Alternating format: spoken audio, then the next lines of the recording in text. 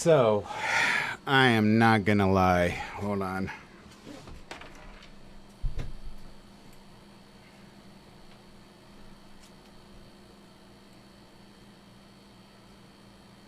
To me, this is probably one of the hardest true crime stories that I've ever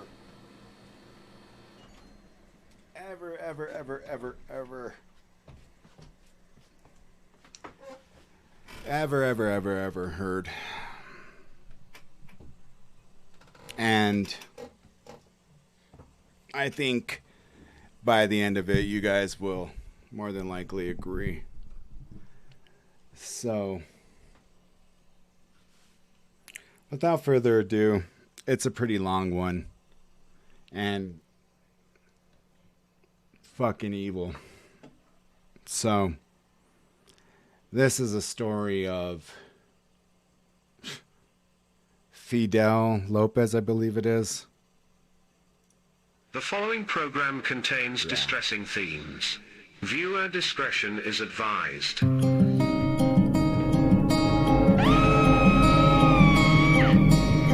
Jealousy. So I got tired of waiting. Just upped and renewed the premium. So no more waiting for that shit. Such a strange enemy, I know. It's all in my head, but I can see it's standing in doorways down the street. It's all in our heads.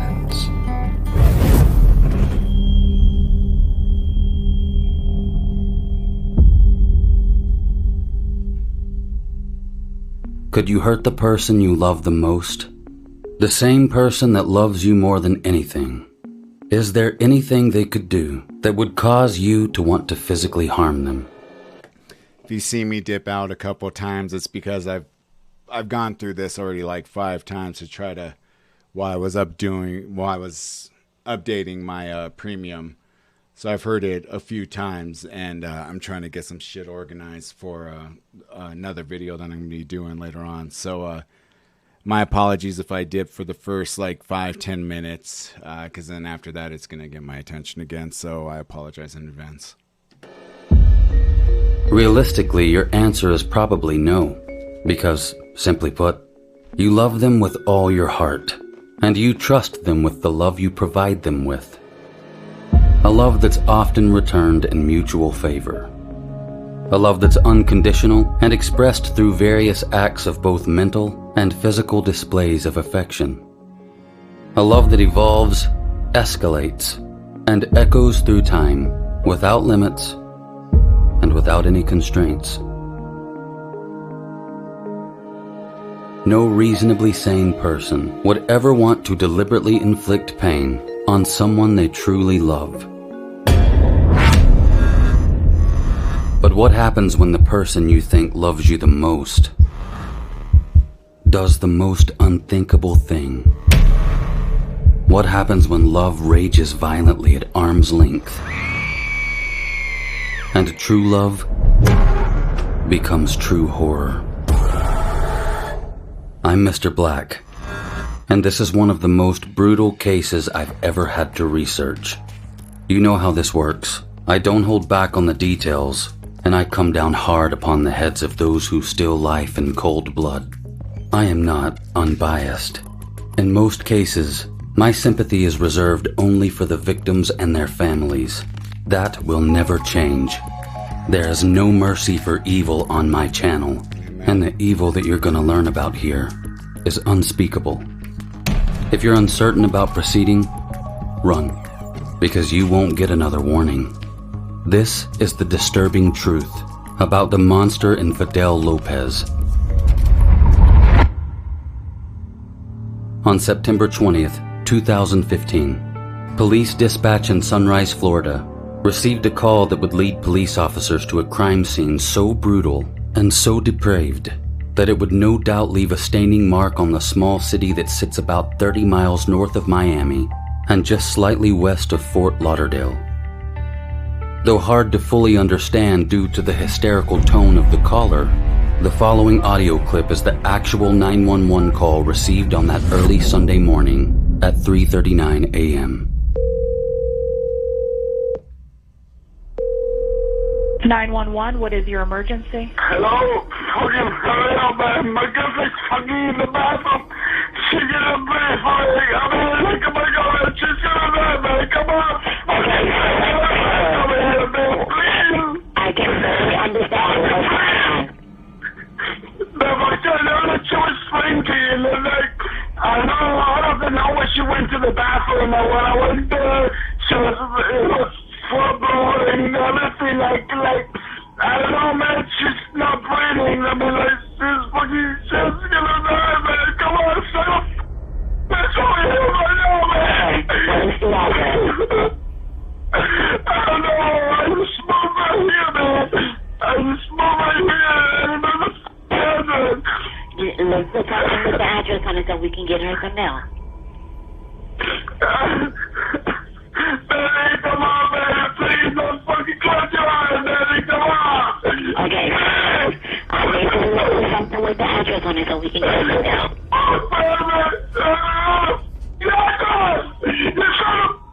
man. Sir, I need the address so I can get her some mail. Listen, I'm right. I don't know, it's just to be outside when the dominant scammer. I don't care. She was here. She just right the apartment with me. She was here. She's sister money in this fucking. Okay. I don't know, man. She's not breathing, man. She's not breathing. She's gonna die. She's not bleeding, man. Come on, man.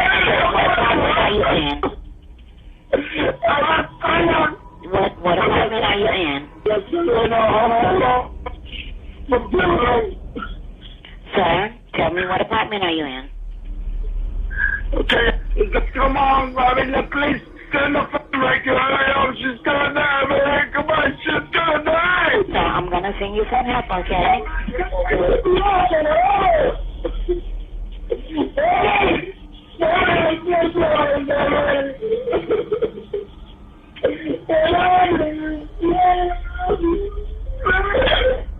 Sir, stay with me. I'm gonna send you help, okay? The frantic man on the phone is Fidel Lopez. He was about 24 years old at the time. He can clearly be heard telling the operator that his girlfriend is struggling to breathe and that she's going to die. It sounds like Fidel is saying his girlfriend was drinking and he doesn't know what happened. Apparently, after he went to smoke a cigarette, he found her in the bathroom unable to breathe. It's hard for the dispatcher to understand what he's saying as she tries to acquire the whereabouts of the emergency. The recording ends without Mr. Lopez providing the 911 operator with an address. I'm not sure if the call was traced or if there's more to the recording that hasn't been released, but eventually, authorities were able to find the location of the caller. Shortly after, Sunrise Police and a rescue... So what stands out to anybody?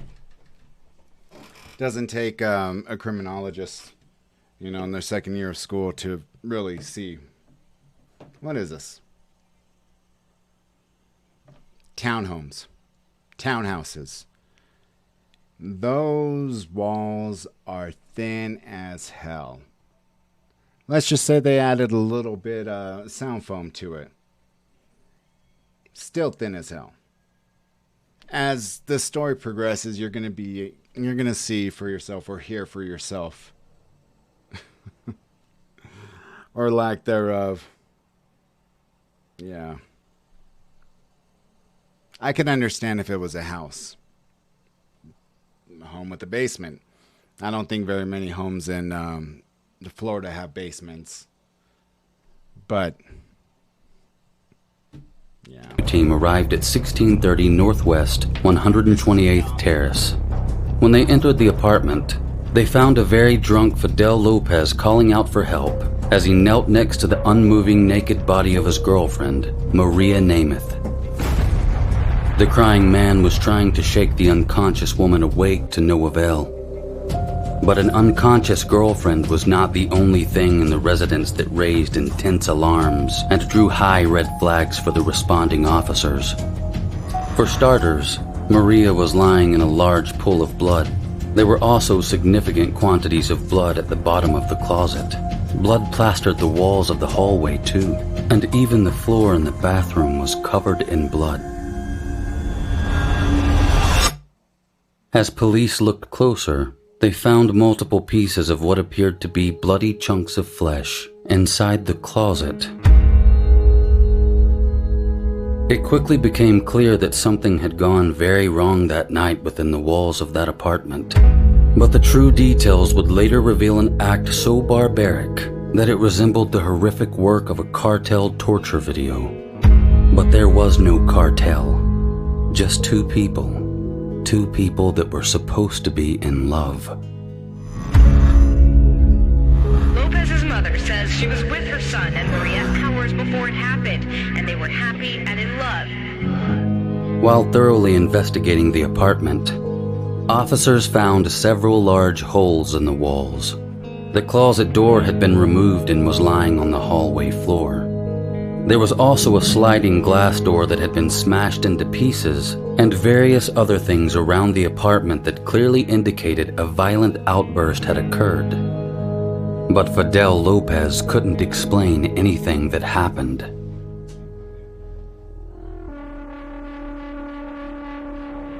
Maria Nemeth was pronounced dead at 4:02 a.m.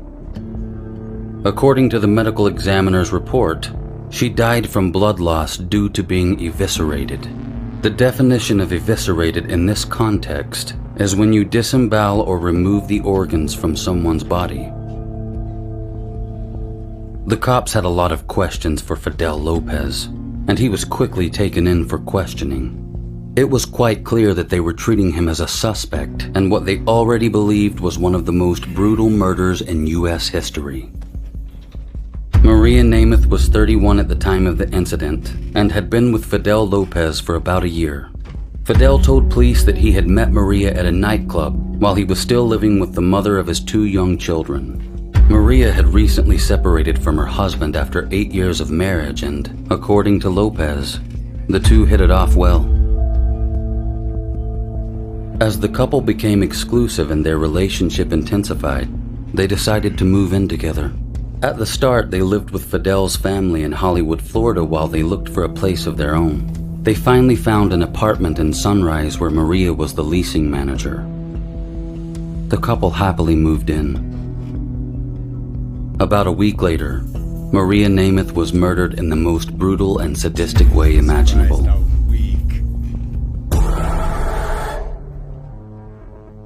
On Saturday, September 19th, 2015, Lopez finished his work as a mechanic at Florida 595 truck stop and went home to meet Maria for dinner. It's reported that she prepared chicken, rice, and beans before the couple left to go share the meal with Fidel's mother at her house in Miami. Fidel's mother testified during the trial that the couple seemed happily in love that night. Nothing at all appeared out of ordinary to Fidel's family. After leaving the Lopez family residence, Maria and Fidel stopped by Chili's restaurant near their apartment for margaritas. When they left the restaurant, the couple dropped into the ABC Fine Wine and Spirits store, where they purchased a bottle of 1800 Reposado tequila before finally heading back home for the night. The couple hadn't purchased furniture for their new apartment yet, so they used a couple of cardboard boxes as tables. They cut limes and did shots of tequila as they listened to music on a cell phone. Everything seemed to be going great, and the evening was, by Fidel's account, going just fine. Over half a bottle of tequila later, something turned in Fidel Lopez that caused him to fly into a rage. He openly admitted to shattering the sliding glass door, punching holes in the walls, and even ripping off the closet door. He remembered all that but claimed he was too drunk to remember what caused him to explode. Nevertheless, he told investigators that he and Maria made up before proceeding to have rough sex in the closet. Later, he claims that the pair somehow ended up in the bathroom where Maria needed to throw up, and that's when he said he left Maria to go smoke a cigarette outside. But when he came back, he said she stopped breathing. Even though Fidel Lopez immediately volunteered to go in for questioning, detectives weren't buying his BS story. You're about to see several video clips from the interrogation of Fidel Lopez. Due to both his accent and the audio quality, I've taken the liberty to provide you with subtitles for a portion of the clips, but I'm hoping that you'll adjust to the sound and accent so that when the subtitles disappear, you'll be able to follow along with what's being said via sound and video alone. Early on, Lopez told the interviewer that Maria had asked him to do unusual stuff to her that night. The detective questioned him about what kind of stuff Maria asked him to do. Here's the first clip. So explain what kind of stuff was she asking? What do you mean with the I mean, first she started talking like something like, you know, like I was uncomfortable with it, you know, like one day I want you to put a bottle on my pussy, you know. Sorry, I'm just talking right now with you guys. Yeah. You know, I want you to be open, and respect her, and absolutely, and you know. You're not disrespecting her. You're just telling us what she told you, what she wanted you to do. You know, it's not disrespectful. You know, I'm a man. I'm her man. So whatever she asks me, I do it. Okay. You know, whatever it is, I don't care what it is. Even if she want me to put my hand in her pussy, I put it. Okay. I put it. So she was telling me that, and then I don't remember really if I did it with the bottle too, or if I not, because I was really. What kind of bottle are you talking about? It's a beer bottle. A beer bottle. Okay. All right. So what did that happen? I know she was asking you to do these things. Yeah, she was asking me all this stuff, and you know, I was starting feeling like uncomfortable, like, you know, because she never asked for that, and I know she was tipsy. But when we were doing the stuff and all the things, she told me she wanted to throw up to get out of the bathroom. Mm-hmm. So I get out of the bathroom, and I was outside. I believe I was smoking a cigarette. I don't remember if the door was already break or something. I really don't know. I know I break it because she's not strong enough to break it. What door was? You know, it doesn't take a criminology study to. He fully remembers breaking the door. He fully remembers a lot of the little details that are going to make him look better. But then when he's talking about some other stuff, he's like, well, I really, really don't know. Fucking piece of shit. The glass door, I just remember I see glass on the floor, man. I really don't remember when I break it or why I break it. You know, to be honest with you, I really don't remember. Okay. The only thing I remember clearly is that I went to the bathroom and she was like, you know, breathing. She was like this. And then I just want to call 911. And where was she? She was like between the toilet and the shower thing. Like just, I mean, like, and I thought she was throwing in the shower. I mean, but you know, she wasn't. I mean, you thought she was throwing up? I thought she was throwing up, but you know, I don't hear any noise. So I knocked the door. She announced it, and I get in straight to that she wasn't breathing. You know, she was constant. She was talking to me. Yeah. You know, but you know, one moment I get so nervous and scared, and then I get the phone and call 911 because she was getting worse and worse. Now, when you called 911, was she still breathing? No, man, she wasn't. She wasn't breathing. She wasn't. I was trying to give her CPR, man. I remember I was kissing her and put some air in her stomach. Was like up and down, man. And she wasn't breathing. I mean, I don't know when somebody is dead or not because I've never seen their body before. Okay. You said when you first went into the bathroom and you saw her, she was breathing. She was breathing. She was conscious. All right. She was a. And that's what I call 911. And where was she in the bathroom again? She was like in the toilet, between the toilet and the shower. Okay. Is it a shower or a bathtub? Yeah, a bathtub. So it's not just like a jacuzzi. Okay, you know. So it's not just a stand-up shower. If you want to take a bath, you can take a bath in it. Exactly. I'm sorry. I mean, I don't know how to say that. No, that's okay. Yeah, it's okay. Like a... Was she in the tub? All right, let's pick up where we left off here. I'm sorry, this one's really, really tough to listen to, and I know I've paused a few times, but yeah, you'll see what I mean.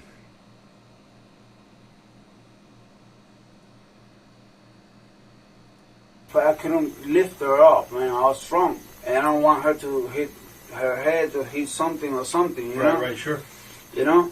And but the last thing I do is just put some cold water on her face. I open the shower, okay. I put some cold water on her face to see if she reacts, and I'll start, hey, baby, you okay? Baby, you okay? I start screaming like a motherfucker, and nobody here, you know? I don't know, neighbors might be here me scream. Okay. I was screaming for help. Right. Is that what you were screaming, is help? Yeah, I was screaming for help, man. Screaming anything else? No, man. I was just, baby, why you do this to me, baby? Wake up, baby. Help. Right. You know, because I don't know the address. Sure. I call 911 and tell them, hey, reach my number or something. I don't know how do you guys work. I mean, like, I know you guys could have the system, you know where the call come from, but, you know. So when you say that you dialed 911 the first time, and you're screaming during that time. Okay, I was, what? Were you screaming? You called 911 the first time. I called 911 the first time. Yep. Okay. Did you actually speak to somebody?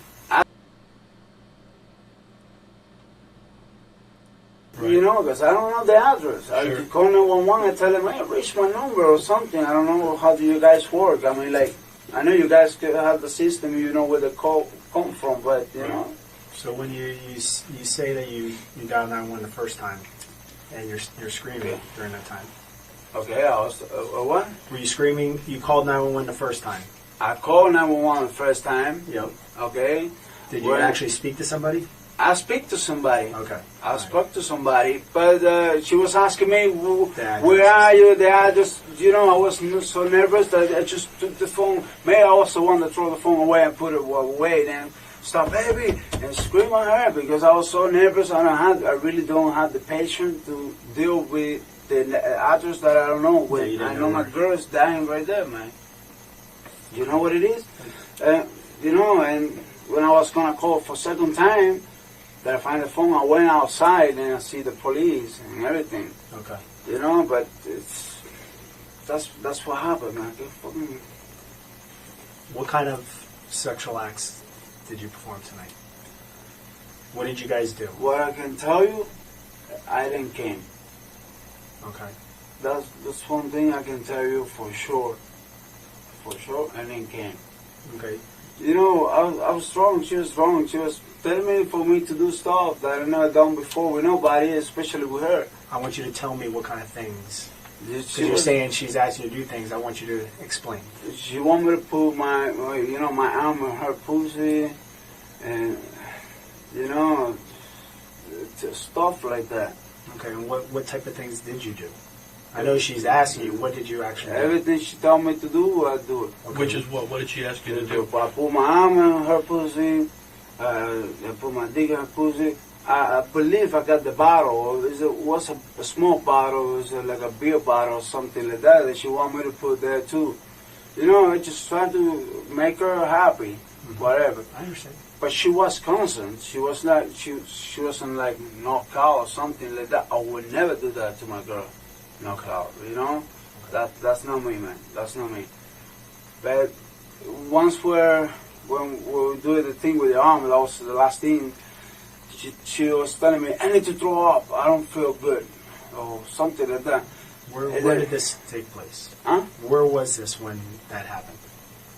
In the bathroom. You were in the bathroom. We start from the like, I think we start in the closet. I know we have sex. I know I put my arm in there. I know I put a bottle. But to be honest with you, details like that, I cannot tell you, man. I was drunk just like her. Okay. I was drunk just like her. Okay. But I know we went to the closet too. I don't remember when or where or how, but we went to the closet too. We were all around. And like what was going on in the closet? Same thing, sets, and I believe the bottle thing starts there or something like that. What other kind of things did you put inside her vagina? This is the bottle, my arm, my dick. You know, that's it. That thing, you know, that's it. She was crazy, man, and I was crazy too. When we walk for drunk, I mean, like, you know, I like sex, she likes sex. Now, have you ever done anything like this before? No, man. Has she ever asked you to to be do honest anything with like you? this before? No, that's what I was kind of surprised today. So, I think a lot of us, men-wise, and women, what goes around, what goes on behind closed doors, I mean, very few things shock me. I don't know if I said it this video or the last video, but if I said it this video, I'm sorry to reiterate. Briefly after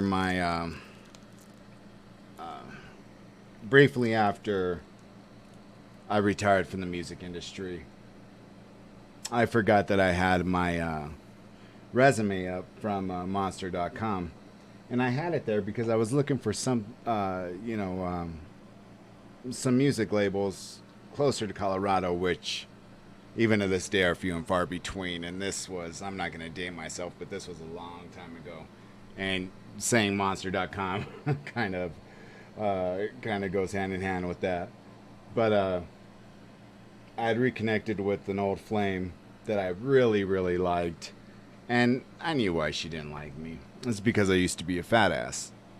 By the time I reconnected with her, this is a completely different girl from some of my original content that I told earlier on.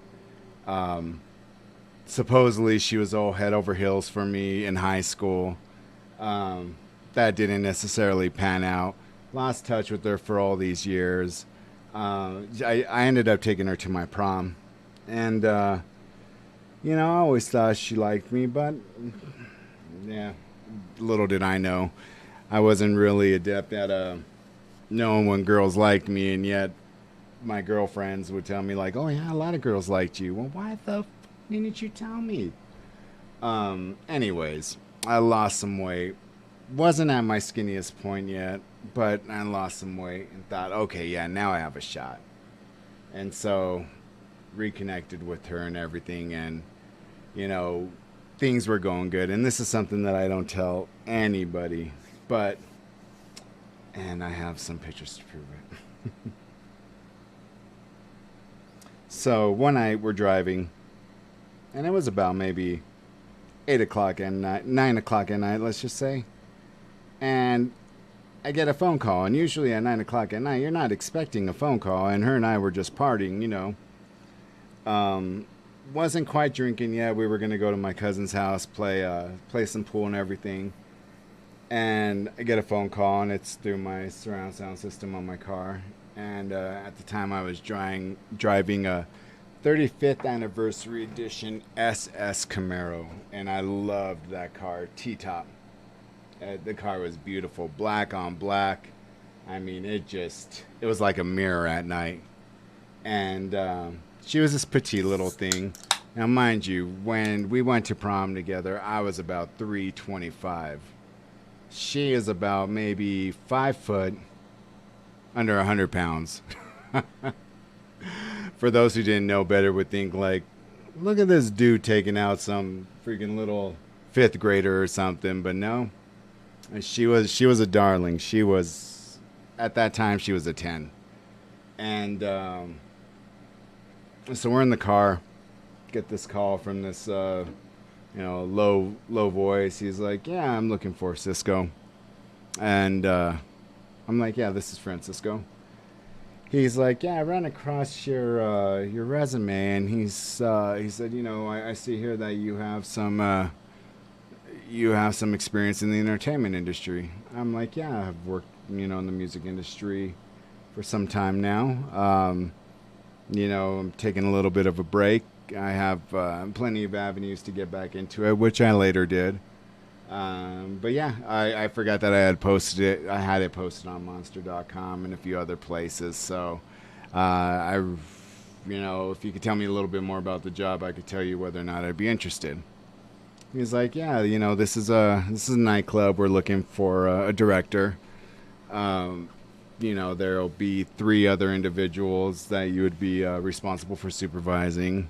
The biggest nights of the week are Thursday, Friday, Saturday. The pay was outstanding.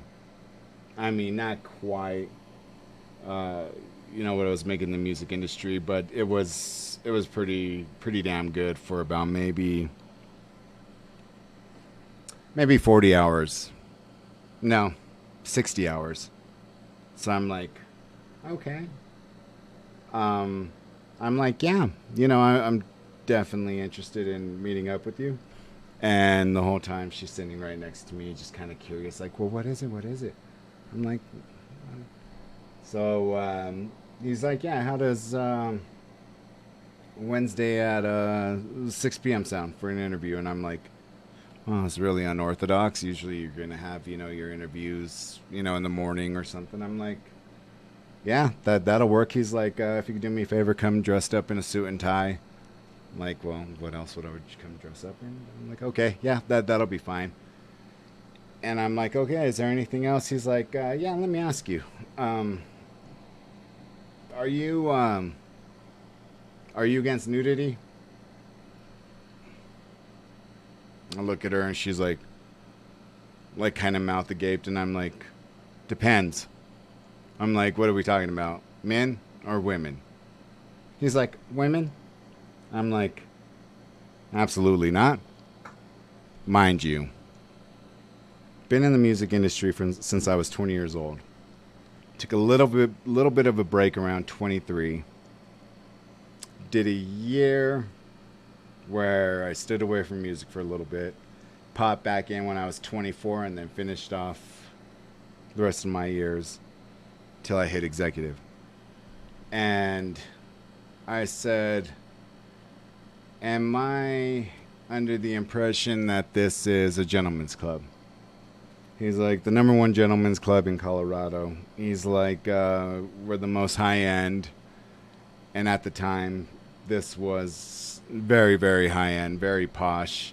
Downtown Denver, right next to, you're talking about, all the biggest and brand new hotels. Brown Palace, right across the street from the Mint, from the courthouses. So I said, all right, I will be in on, this day, have an interview, go from there. And next thing I know, I was hired. And throughout my time there, and again, this is still when I'm losing weight, one day I go walking in, and they wanted us to learn, different types of wines and stuff like that. And I'm subtly made the decision to stop drinking. And, man, wine gets you tore up, even when you're swirling it around. I mean, there's so much to it. Like, I don't even remember what the hell I learned, but, swirling it around, sniffing it, taking a little, letting that swish in your mouth, spitting it out. You're drunk by the time, luckily I didn't have to drive because that was a club that, I was a director at. And one day, right after that, they have Real Big Magazine. And they come in and they're like, they're walking around this and that. And they're like, hey, he's a good looking Hispanic. And I'm like,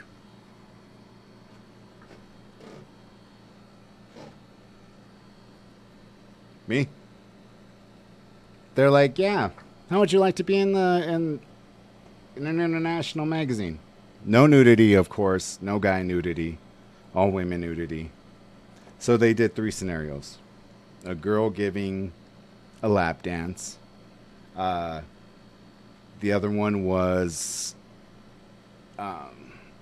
they wanted to highlight that we had a Michelin star chef that just created. Now, I didn't eat food like this because that food was very heavy, very rich. And when you have a saucier telling you that his sauces are $200-$300, yeah, I'm like, nope. Of course, for me, it would have been free and all that because I'm the director. The other thing that sucked about this place was that at 2 a.m. it closed, but then they had another club upstairs that was open till 4. Now, I could have left if I wanted to, but here's the thing that people don't get when they get a job at any type of gentleman's club. If the drawers are off, guess how they recoup the money from your paycheck. Now, mind you, you may be making a shitload of money, but that's stressful. So I felt the need to stay there till 4 to make sure all the money was there. And so I did that for about maybe a year and said, my goodness, the music industry is so much easier than this. I did have it framed, but out of all the 6 hours of pictures that they took, and they took some sweet pictures. Supposedly this guy was the guy who took pictures of Pamela Anderson on her 3rd Playmate of the Year. Now, mind you, this wasn't Playboy, but I was still losing weight, and they had to pick a picture of me and my fat ass. So I hated it. They had so many cool pictures, and this is the one that they pick.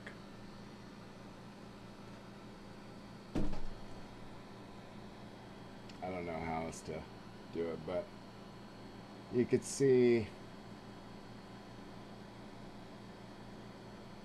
There we go. Far right, and then one of the models, and then this Michelin chef, and they're serving this T-bone with saucier. I mean, it was just, yeah, it was off the hook. But when they're telling you smile, smile, smile, and I'm like, I am fucking smiling. What more do you want me to do? I'm like, oh, this sucks. But it kind of started my my portfolio for modeling, acting, things like that. If you would have told me 10 years ago prior to that hey, this dude's good looking, I would have laughed at your face, seriously. That was the first time that anybody's ever told me that, because like I said, mind you, as a football player, I was 330 pounds. Nobody is looking at me like this, and I'm like, really? Like, I'm not even trying. So I used that part of my portfolio when I started my acting gig. And out of all the years that I spent there, never did I get clouded with sick thoughts like this sick motherfucker that we're watching to do the shit that he did. I mean, so many killers, from Ted Bundy, Jeffrey Dahmer, I mean, so on and so forth, all sexually motivated, all sexually driven. And I think when you're around that environment all the time, you do become desensitized to it. So after the year that I did that, and after everything that I've seen in music, after everything I've seen in that, it wasn't about sex. It wasn't about any of that. It was about, I want to find a nice, decent woman. And every woman that I had ever dated, when I met my wife, I said, hey, look, these are the things about me that I've done. Worked in the music industry. I was a director of 3 gentlemen clubs. And at the time I used to smoke cigarettes. I said, I don't do drugs, I don't drink, I don't do any of that. But I want you to know these things about me, because that shit never rubbed off on me. If anything, it went the opposite way. So I'm just letting you know. And it's been like that ever since. Is it like that for everybody? I don't know. But some of the, decent people that I have met, honestly, I know it sounds like a cliche, but there were I would say out of 70 women, there were at least 15 of them that really were just doing this shit to get through school. They wouldn't give you a hard time for anything. They weren't in the back doing drugs when you're having undercover cops going through there making sure, I mean, the liquor license was the most important thing to do. Was the most important thing. So if you got caught doing any of that shit, if any of the girls got caught doing any of that shit, no matter how much, I put in place to make sure that didn't happen, I mean, liquor license was everything. But it never turned me into one of those sick fucks to where I'm like, oh, I want to do this, BD, whatever, when bondage and shit like that. And I'm thinking to myself, what snaps in people's heads? Like, I don't get it. And the more and more we go on with the story, and I keep on pausing it just because of how fucking sickening it is. Yeah, I just don't understand people. That's what I was kind of like a little surprised today, because we had to get drunk together, but she never asked for that. But today she did it. I mean, I don't know, because she drank too much. Okay, the first time I see her like drunk like this. Yeah. The interrogator asks Fidel about an argument he said he and Maria had when the pair got home on the evening in question. Fidel claims that Maria told him that one day she wants him to put a bottle inside of her. He stated that this made him feel a little low at the time because he thought he was unable to satisfy her himself. Lopez claims he knew Maria was drunk, but he stated that sometimes when people are drunk, they say the truth. From there, he tells detectives that a verbal confrontation ensued. He claims he calmed Maria down, and then they continued to listen to music as they did more shots of tequila. At some point, a glass became shattered. Fidel says he has no recollection of when this happened. The detectives decide to dig deeper into the details of the argument between Nemeth and Lopez. So the argument was, you were kind of upset she was talking about your manhood? You thought that maybe... No, not really. I wasn't upset at all. I mean, I just felt a little like down, but not upset, because, I know she was drunk and tipsy or whatever, and I was the same. Yeah. And, me and her, before when we were drinking, I was, don't get violence with her, but, I have to, my violence, I have to hit it with something else, the wall, the car, or something, okay. I'm that kind of person. Not just with her, and not drunk, sober. Even when I'm sober, the same person. Never hit her, never touched a woman. You talked about the broken glass. Is there other things that you hit or broke tonight? In my mind comes the computer, comes the laptop. I believe I see the laptop somewhere on the floor, like the laptop is, the keyboard is plugging, unplugging, Okay. I see it on the floor somewhere. I don't know if I throw it or just go to the floor. What about doors or anything like that? There's some damage to the doors. I don't remember. The investigator inquires further about the damage found in the apartment. Fidel Lopez admits that all the damage they saw occurred that night and was caused by him. When asked why he caused all the damage to the apartment, he states that he doesn't know and he can't remember. He knows he was the cause of the damage, but he can't seem to figure out exactly what made him so angry. Then suddenly he mentions that maybe it was because Maria mentioned her ex-husband. However, he goes on to further state that he doesn't believe that this was the cause of his anger.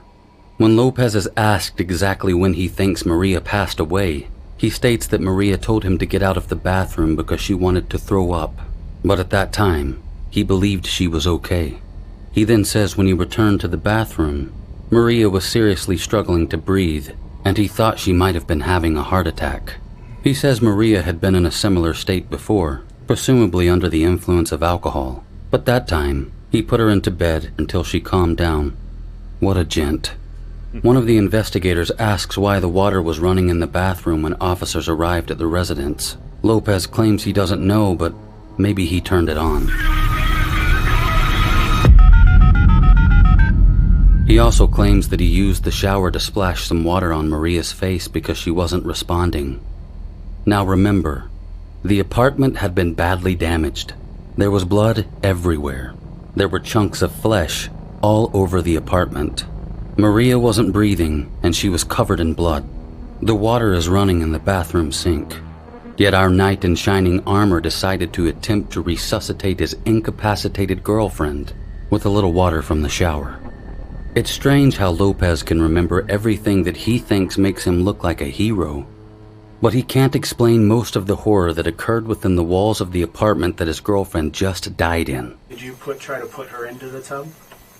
I tried to, but she was like, I was drunk and I don't want to hurt her, so I just put her like next to the, right in the middle of the door. When you get into the bathroom, just put her there, and and try to give her a CPR. I don't even know how to give a CPR, but she wasn't breathing at all. She was with her eyes like open, but not moving. I mean, I was scared, man, and I was waiting for police or Reagan to go over there, man.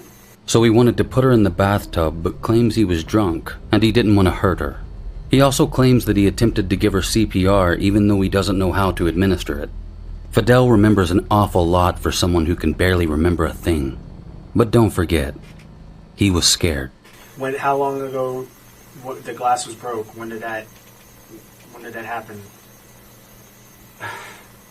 If I tell you, man, I lie to you right now because I really don't know when I break the door. I don't know with what, because I don't got cuts in my head.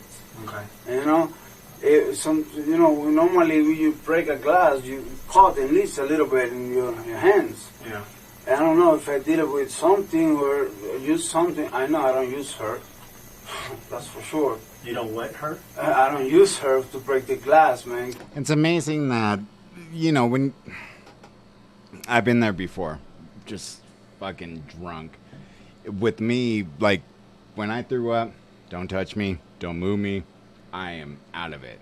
But I was never one of those violent drunks. I was always like the happy-go-lucky drunk. And God rest his soul, rest in peace to one of my best friends ever. He was a clown, man. And one night we were at a party, and I never drank spirits, I never drank hard alcohol or whatever. And somebody slipped me a shot, and I was like, okay, let's take it. You know how you get when you're drunk. I was always a beer guy. And we were in this nice-ass house. I don't even know whose house it is, but I was always usually welcome, and so were my friends, because, if it wasn't for us, there would be no alcohol. And since such a big guy, I always bought alcohol for the house. So they were like, yeah, let's just go wherever you want to crash or whatever, just don't drive, this and that. So I was like, cool. This night I happened to pass out in their like freaking $2 million bathroom or whatever the hell it was. And so I threw up in the toilet and I crawled my way to the entrance. And my head was right there at the door. I was pretty comfortable that night, man. I used to have this big old freaking leather jacket. And I just took it off, and that was my pillow. And up comes my boy and his friend. And where the hell they found it, I have no idea. But they have maracas.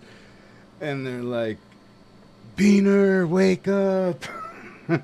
La cucaracha. And they're just playing these fucking maracas. I'm like, leave me alone. You make me puke. So when it was time to, like I said, when I puked, just do not move me.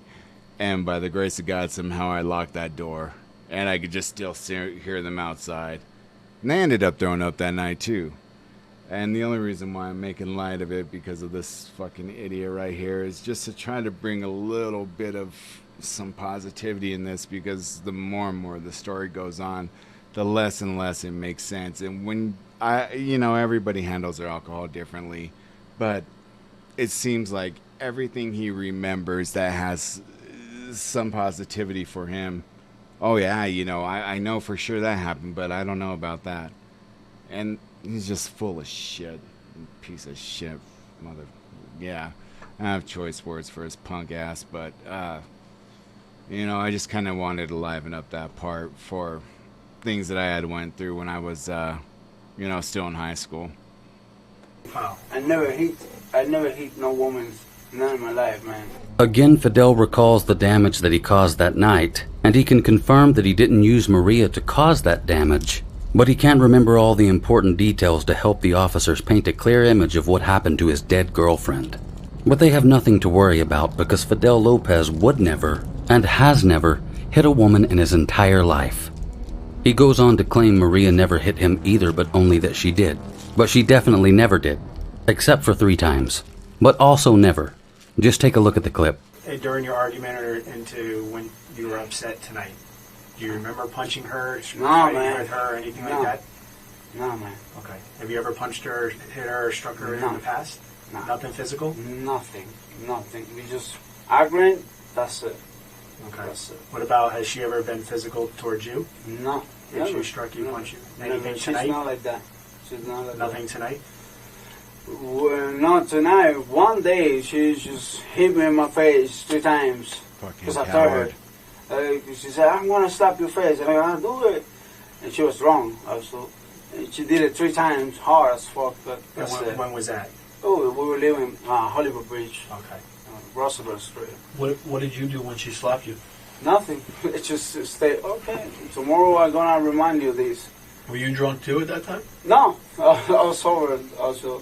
I was sober. I was, she drank at the same, at the same level I drink. So, but, I can handle it because I got big body, man. And she's small.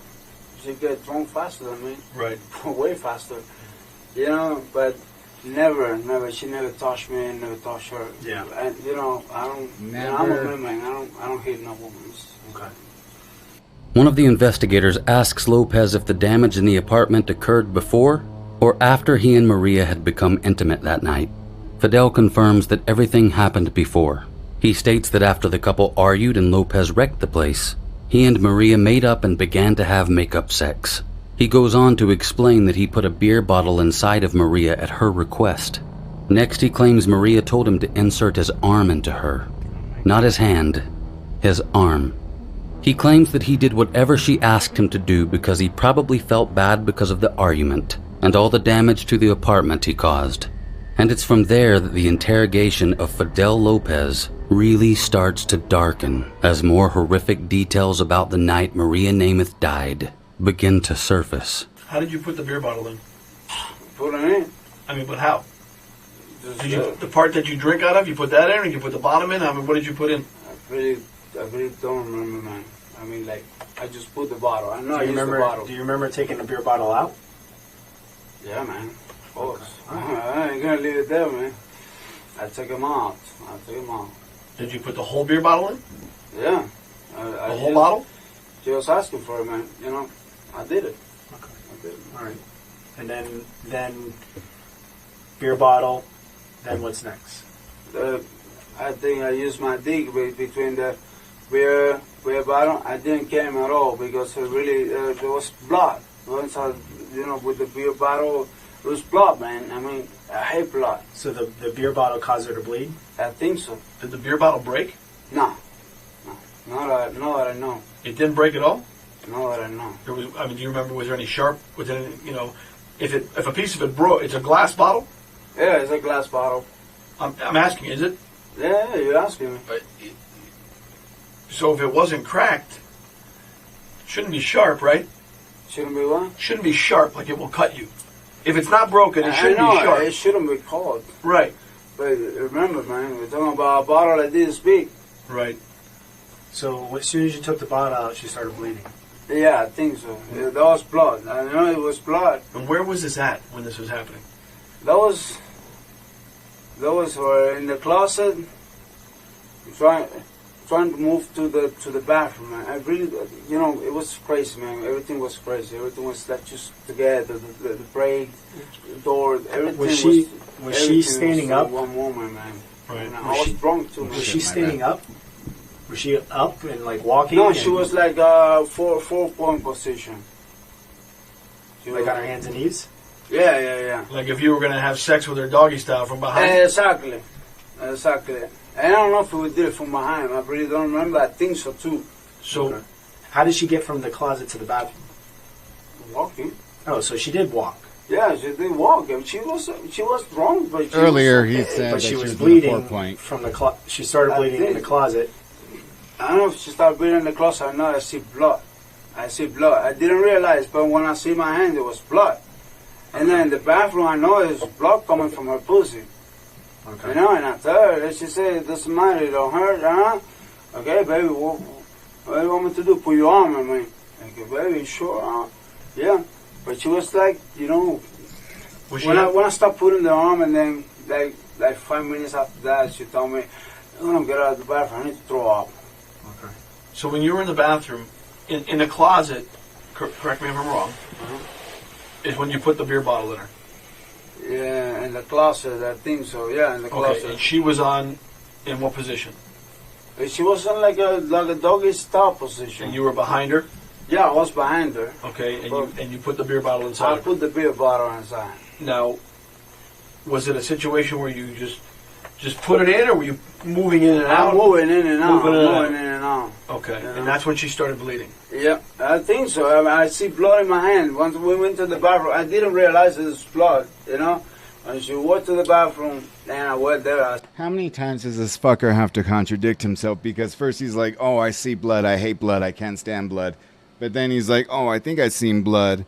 I mean, I don't care how badly your English is. But this, yeah. I see my hand, there's blood. Okay, but... And I know that's the beer bottle. I know it has to be. Okay. Did you put your arm or your fist inside of her in the closet as well? No, I didn't. That I did in the bathroom. Okay, when you got into the bathroom, what position was she in when you were? Same position as the beer bottle. She was on the floor. On the floor. On all fours. Yeah, she was like a doggy style position. And you were behind her. I was behind her. Same position. And she asked you to put your... She asked me to do it. And I told her, baby, are you sure? Am I going to hurt? She said, no, I don't care. You know? And I told her, you got blood. I said, okay, it's not hurting. What I gather is that Fidel is claiming that at some point after he got done with the beer bottle, he put his arm inside Maria even though she was bleeding. He claims the bottle didn't break inside her. He also claims he doesn't remember what part of the bottle he inserted into Maria, yet when the detective asks him seconds later if he put the whole bottle inside her, he says yes, adding that Maria was asking for it. He remembers removing the beer bottle and thinks that's when Maria started bleeding, to which he then continued to penetrate her with his own anatomy. But due to all the blood, he couldn't finish. Because, you know, he hates blood, and there was blood on his hand. According to Lopez, this all happened in the closet. Maria, he claims, then got up and walked to the bathroom herself. Fidel states that she was drunk, but still fine, which I find very odd since she was bleeding from her private parts, and Fidel later states that she wasn't on her period. It was then in the bathroom that Lopez claims Maria asked him to put his arm inside her. He said he asked her if she was sure and informed her that she was bleeding. He says Maria said it was fine because she wasn't in pain, so Fidel proceeded to do what he claims she wanted him to do. But let me read you a small part of the arrest form that Detective Christopher B. Piper submitted based on his testimony of what he saw when he arrived on the scene at 5:09 a.m., roughly 1 hour after Maria Nemeth was pronounced dead.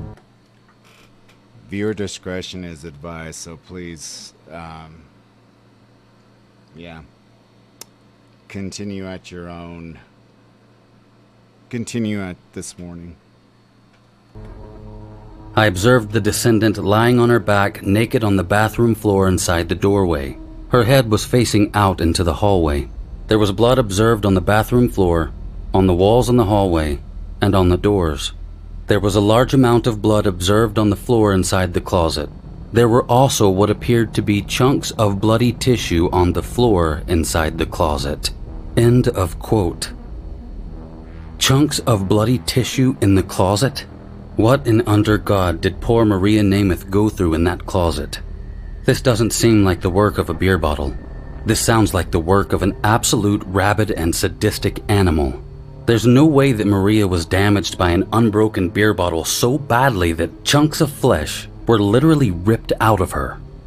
It also doesn't take a genius to assume that she couldn't possibly have walked to the bathroom and requested that Fidel stick his arm inside of her, while chunks of her were lying on the floor in the next room.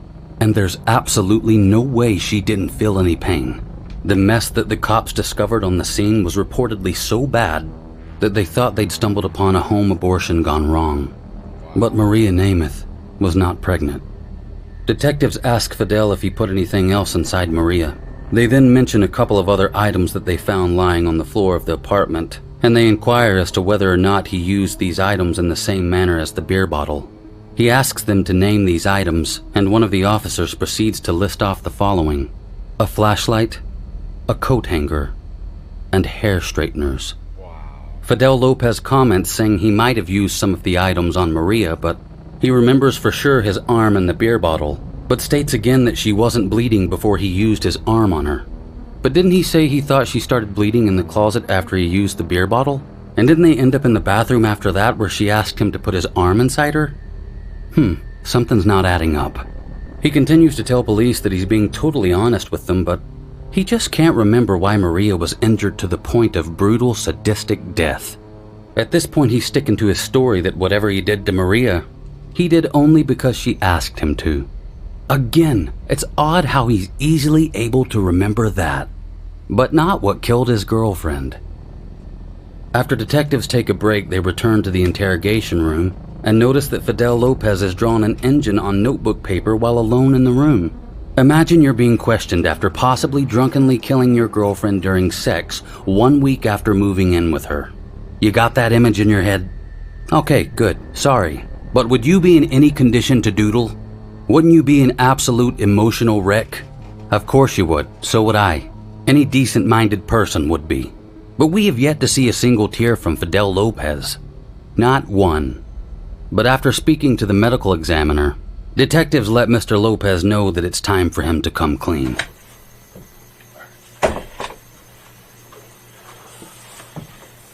No, it's just nothing. Just doodling? Huh? Doodling? What? Doodling? Drawing? Drawing? What is that? Car? Hot rod? You see?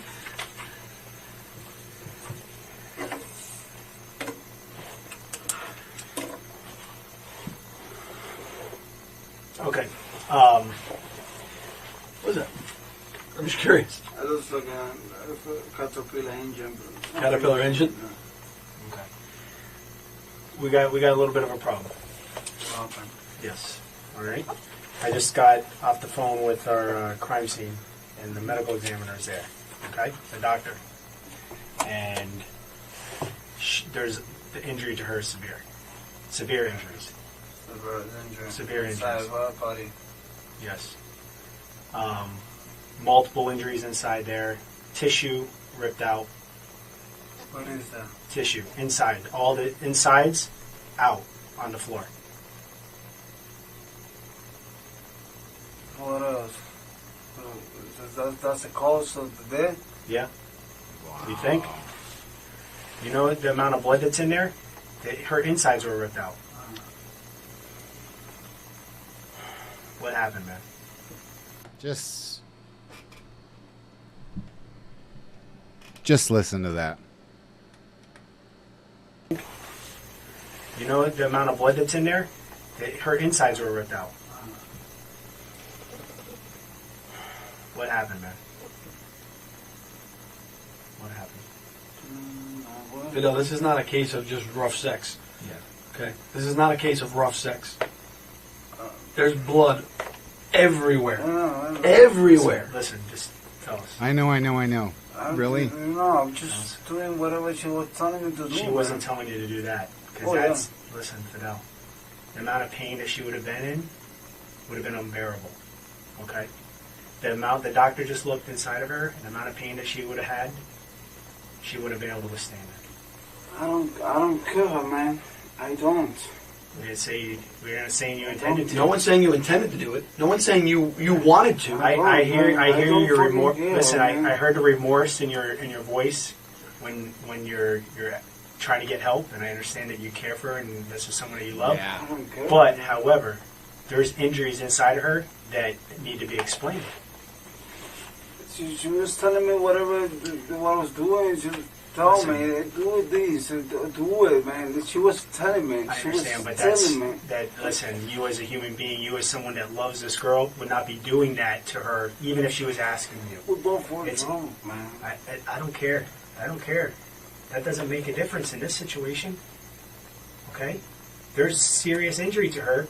There's things that were done in there, and I think you have a little bit of a conscience, and you were worried. You were worried because you even cleaned the blood off yourself. Okay? And hey, listen. Look. That's Psycho 101. Dude comes out, fresh shirt. Can't really tell his shorts because he's wearing dark shorts. Not a speck of blood on his punk ass anywhere. After what we know so far. Wow. You love this girl. I love her, man. Of This course. is so I know what happened in there is not something that you expected to happen. Okay? It just, things went wrong. Things went bad.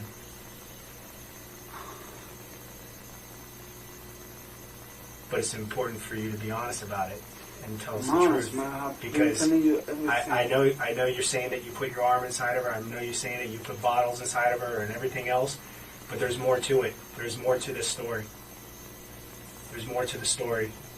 And if you really love and care for this girl, and you have a heart, you'll tell us what happened so that we can have some closure for her. Because listen, there's more to the story than what you're telling us, and there's more that you remember. Okay? I know you're saying you don't, but you remember specific details here and here, but the part in the middle, you're blocking out because it hurts you. The fact that happened, it hurts you that occurred. It's got to be bothering you. Listen, I just saw pictures, and I'm going to show you some pictures in a little bit, okay? And show you what I just saw. It's devastating. And to do the right thing for her, and the right thing for yourself, and the right thing for her family. I'll do the right thing. Whatever has to be done, I'll do it. The right thing is to tell us what happened. I'll tell you Tell everything. us the truth of what happened. I'll tell you the truth. I'll tell you everything what happened. Everything that I remember, that's what I told you. But there's more that you remember. No, I don't remember. You're blocking it out, but there's more that you remember. It's not that I'm blocking it out. Fidel, let me ask you a question. Do you want to be looked at as an animal? What? Do you want to be looked at as a monster? Of course as someone who's careless?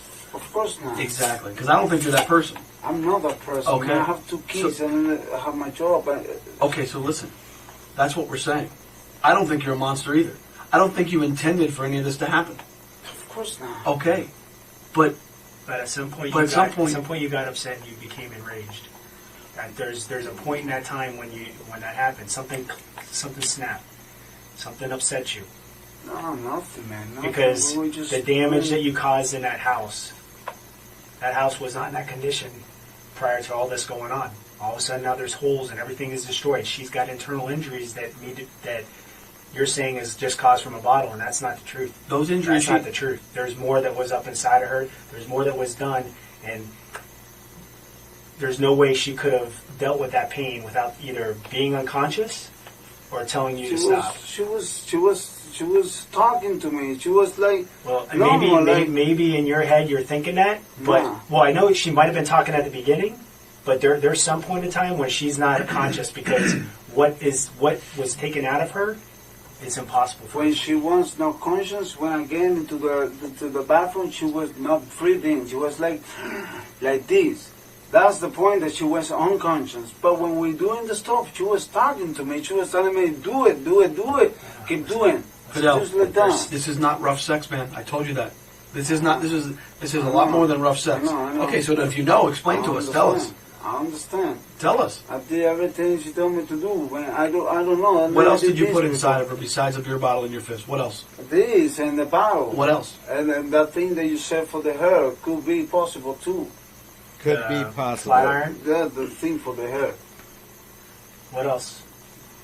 Nothing else that I remember. You know, one thing that you definitely get about liars is the more they're prodded poked and prodded to go in this direction. First, it was just like, okay, it's just these three things. That's all it was.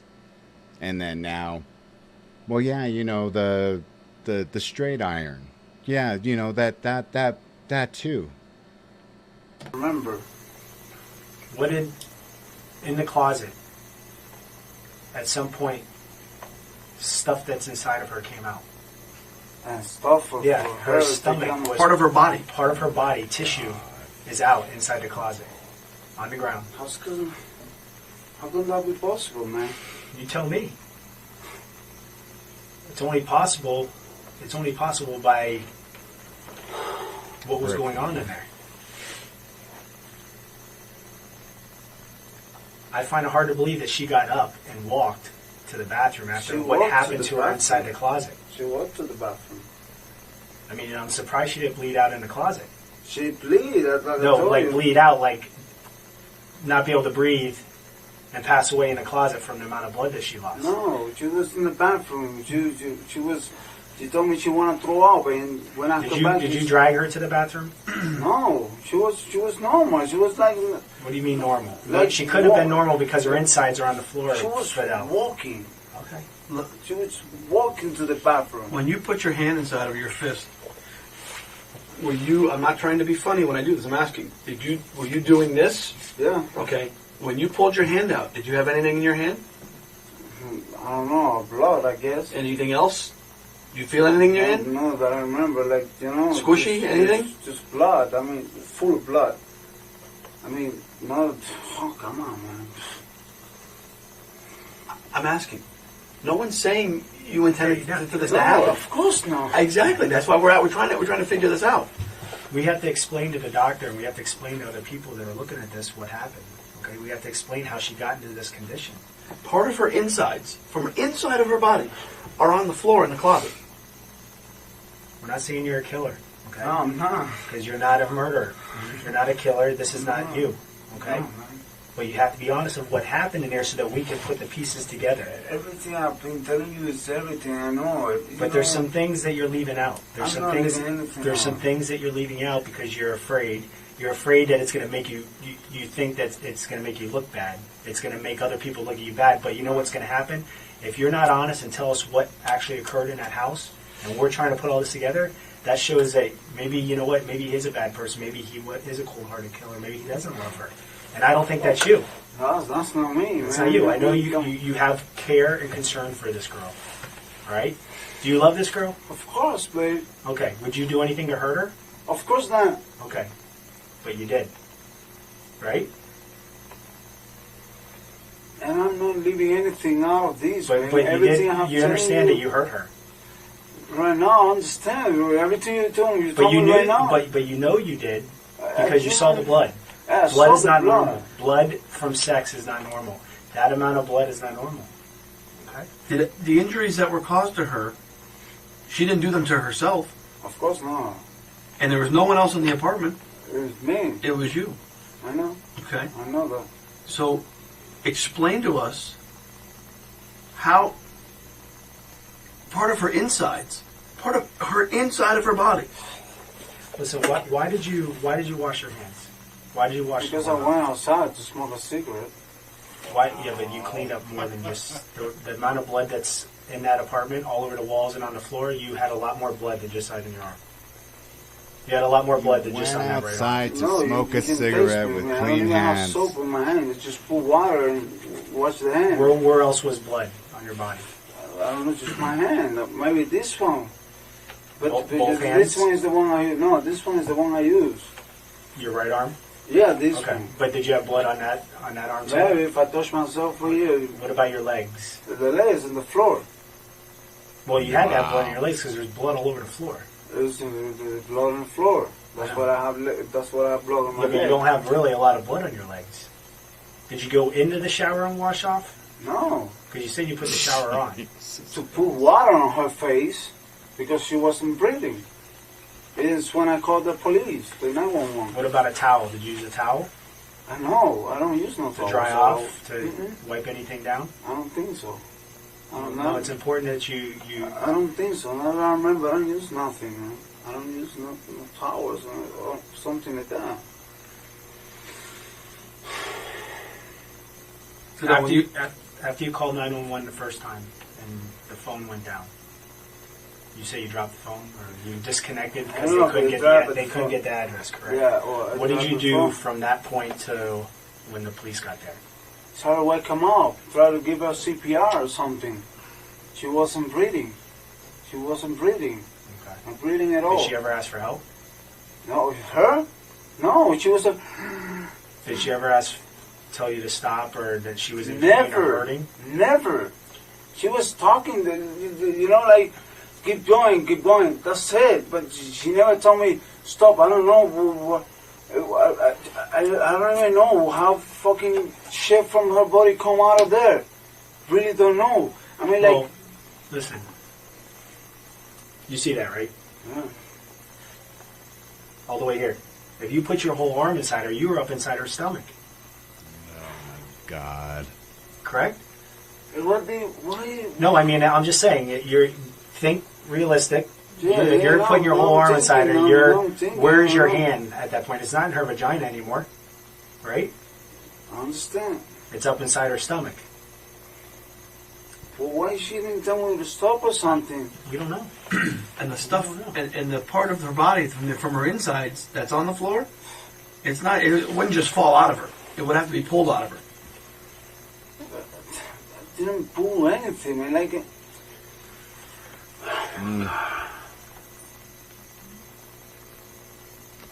When where was it that she had trouble breathing? In the bathroom.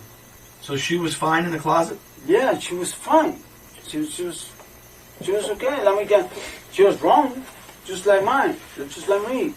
But I said, in the bathroom is when I get nervous. She wasn't breathing. Was she coherent?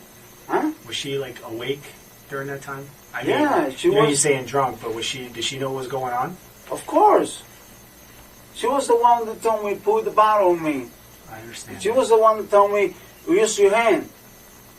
I mean, of course, I wouldn't do it if she wouldn't told me that. Yeah, I know. She said to put your hand, but... This is the hardest one that I've ever had to listen to, and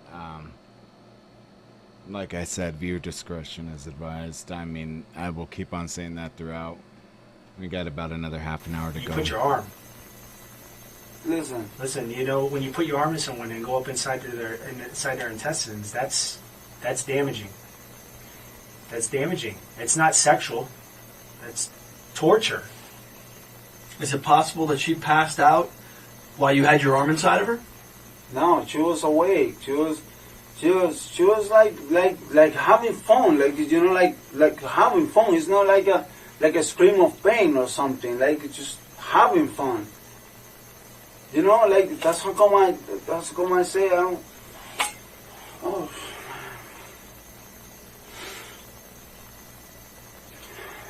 Were you upset at her?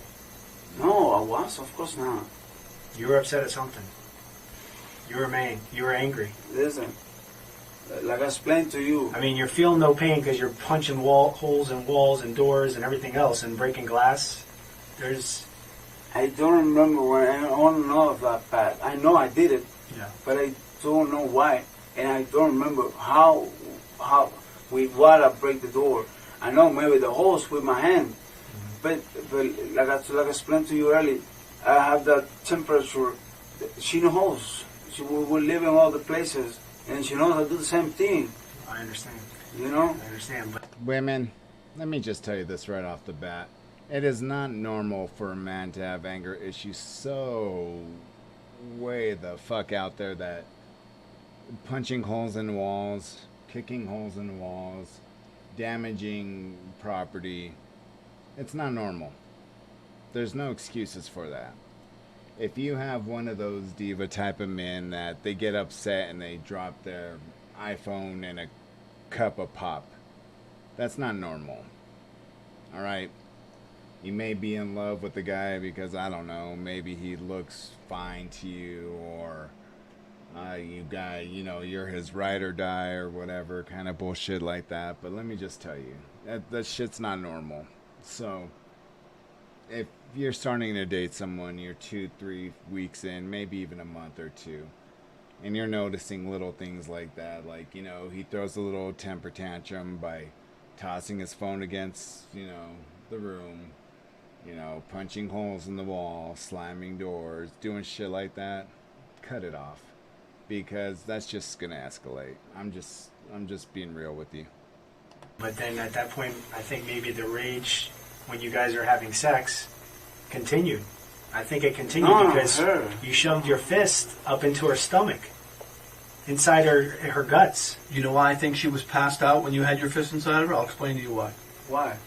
Because what came out of her insides, there's no way she could have been conscious and not been in horrible pain. Explain to me, it's from, of course, inside of her body. But why, when I pull my arm and you obviously pulled it out. No, I don't grab anything. I mean, just put my hand. That's it. No, you put your arm up to here. Yeah. Okay, like he just said. Look how far that is. I know. Elbow. Okay. I know, but I don't grab anything and put it back. If Doesn't it comes matter. something out of there, I really don't know. I mean, oh man. Whoa. His arm was in his girlfriend up to his elbow, and she was telling him to keep going? I don't buy that shit for a second. Nope. This monster was angry about something and he was dishing out punishment. And that's fairly obvious. I'll even go as far as to say that I don't believe anything Fidel Lopez did to Maria Nemeth that night was consensual. Let me remind you again. She was found in the bathroom, while there were chunks of her left in the closet. You do the math. Reports state that multiple people heard a commotion inside the apartment, with next door... This is what pisses me off right here. You're in a fucking townhome, and you're telling me the only one to call the police was his sick ass. Neighbors recalling hearing a man's voice yelling inside the residence, coupled with loud banging noises that lasted about 2 hours. Another man was walking through the parking lot where he claims he heard a woman scream. The woman living in the apartment just below the crime scene stated that she heard loud noises like banging, but figured someone was probably just moving stuff. But she did say that after one heavy thud just above them, she actually thought her ceiling fan was going to come crashing down. And yet even another neighbor heard some kind of heated exchange that she thought would have woken up other residents. All of these reports were witnessed around 1 a.m., but no one called the cops other than Fidel Lopez. During the interrogation, investigators ask Fidel if she was pregnant. Fidel says no. They continue to ask if she was pregnant to someone else, but Lopez confirms that he does not believe Maria cheated on him. But there's still a clear gap between what Fidel says happened in the closet and what happened in the bathroom. Detectives want answers. I think there's a point that you're trying to block out because it's killing you right now. It's burning you up because of what happened. And you're thinking back right now thinking, wow, I can't believe I did something like that. But it wasn't you. You weren't in the right state of mind. You wouldn't intentionally hurt her, right? Listen, there's nothing inside of me that I am not telling you. Everything that I know is everything that you know. Okay? I'm not hiding nothing. I'm not. I prefer to pay 20 years on job, just for for her family to be okay, and they don't think I'm a monster. I don't think you're a monster. No one thinks you're a monster. I don't. But you have to be honest and help us put the pieces together from point A to B. You're giving us here, and then there's a gap, and then you're giving us after. That time in between from that. Right there, he's already saying 20 years. He knows. He knows. That closet to that bathroom, something happened from the closet to the bathroom that you're leaving out. Okay? You guys drank. You had an argument. Yeah, Did the argument happen after? Possibly. You're saying it happened before. Did it happen after? Did it happen during? No. When I break that stuff, it was right. Why are you right breaking before stuff? we make sense? Okay. So you're breaking stuff. You're having an argument. What is the argument about? I don't know. That's what I don't know. I wish I can remember and I'm telling you. You know, I can tell you anything. I know, but don't you understand how that would make more sense? That if you did something during sex that may have injured her, there's a reason.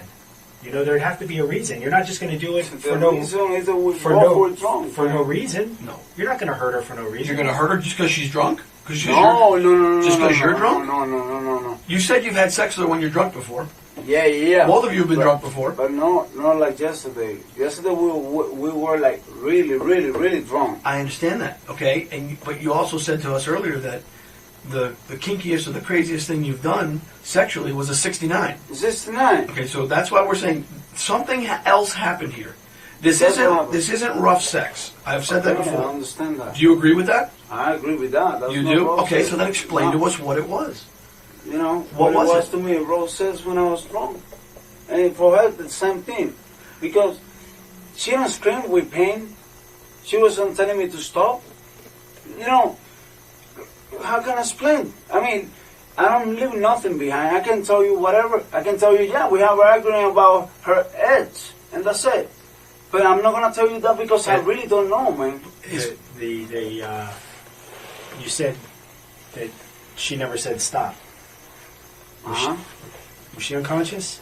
Did she pass out? She was talking. She was talking. Initially, but you could be, you know, when you get drunk and you have no idea what's going on, and you when she was unconscious is when I went to the bathroom. She cannot breathe. In the closet, did she pass out in the closet? No, she was like normal, like normal. She wasn't normal in the closet. She had her stomach ripped out of her in the closet. I know you guys. So that's not normal. Now, but there's the amount of blood that's in the closet and what happened in the closet. There's no way that she was either saying no and stop because it hurt like hell, or she was unconscious. That's the only explanation we can have here. She wasn't unconscious. She wasn't, and she wasn't telling me to stop. But that's the thing. It's one of those two things. No, because she's going to let you rip her stomach out and not say anything? That doesn't make any sense. That makes absolutely no sense, Fidel. Does it to you? It doesn't make sense. So I'm not. So we're on the same page here. I understand. We're on the same page. Okay, because Fidel continues to tell officials that he doesn't remember anything else, but he admits to washing blood off his hand and arm before going outside to smoke. Blood and guts inside? Sure. Cigarette smoke? No. Smoke's bad. Better go outside. Wouldn't want to ruin the decor of the place. The interrogation is running in circles. One of the detectives asks Fidel if he would like to take a short smoke break. While doing so, he recommends Fidel write down everything he remembers from the evening in question and hopes that it might help jog his memory. But Fidel still maintains that he cannot remember. Then one of the detectives tells Lopez that he thinks he knows what happened. Fidel asks him what he thinks, and the officer tells him that he believes Fidel had trouble performing due to the amount of alcohol he consumed that night. The detective believes that this is what led to the argument. Lopez denies, but still says he can't remember. And that's when the cops turn up the heat. To be honest, man, I really don't know what happened. Listen, I was so... Fidel, come on. Don't... Listen, you remember here, and you remember here. Yeah, but you conveniently don't remember the most important part. You conveniently don't remember what happened in the closet, what happened in the bathroom, okay? Or what happened in between the two. She had her guts ripped out in the closet. And you're going to sit here and tell us, come on, you don't remember what the argument was about? We're drinking, we get drunk. I don't even know, not even when I open the holes, when I break the window. I don't even remember when I did that. I don't know what was the argument. I know something happened, but I really don't know, man. I mean, like... Fidel, you ripped her insides out of her through her vagina. I didn't mean to do that, man. I understand that, but you did it. What pissed you off to the point where you did that? Was she fucking somebody else? No. Did she tell you she wanted to leave you? I mean, I don't know. I'm asking. I don't know. Did she tell you she was having sex with her ex-husband again? No. I was drunk. She was drunk. In your house before all this started going on, did you start talking about that? When you sat down at your little makeshift boxes, cutting up lines, having... No, the only thing we talk about was one of her aunts don't like her ex-husband. That's the only thing we talk, like, you know? How did that conversation come about? You're having a nice night with your girl, having drinks, Yeah, and you start talking about her cousins and her ex-husband? Because, we were just talking about her family or my family and things like that, and, So at some point in the night, Maria's ex-husband was clearly mentioned. Maria also told Fidel that she was considering moving back to Peru to live with her mother. Were these things the cause of Fidel's drunken rage? Detectives struggle to get a straight answer out of Fidel because, of course, he can't remember. So let me address something. There is an argument that can be made here about alcoholic blackouts. They are very real and very dangerous. You know, I'm going to say this personally. I've had one in my whole life. And luckily, it was a good one. So, when I was in college, my childhood crush, along with many, many, many others, back in the day was Jennifer Love Hewitt. And so, one job that really, would work with people who were in school, young adults who were in school, was Home Depot. And the cool thing about Home Depot was you could invest in their 401k. It was a really good job. And the outside, you know how Home Depots have outside vendors and all that. And usually it's a really, good-looking girl. And she was a spitting image of Jennifer Love Hewitt, just with glasses. And, oh my God, every guy there was in love with her. And, again, this is about the point where I'm losing some weight. I'm feeling a little bit more confident. And I don't know how, but I slipped her my number. She gave me hers. And I remember one night I worked a shift from 7 to close. And, no, not 7. It was like 5:30 to whatever. And I get a call at 6, and it was her. And she was already off of work, and she knew the shift that I worked. And she's like, hey, do you want to go hang out tonight? Just me and you. We could go grab some drinks, go do something or whatever. And I'm like, hell yeah. And so my department lead is there spotting me because I'm pulling up some drywall off the forklift. And I'm like, dude, I got to roll out. He's like, what? You just got here. And he was a real cool guy. I'm like, Aaron, I got to go. And I toss him my phone. He's like, have fun. So one of my best friends, she was a girl. Her name was Christina. And every single one of my guy friends wanted to try to hook up with her. And so I'm like, hey, my friend Christina is having a few people over, play some drinking games, this and that. All my life, for as much of heavy drinking that I did, I never, ever, ever blacked out. Ever, ever. And I think it was this was supposed to happen because I was not supposed to remember what had happened. So she's sitting next to me. We're sitting on the floor, and other people are sitting on the couch right here, sitting on the floor. We're playing this game, and it wasn't a hardcore drinking game or whatever.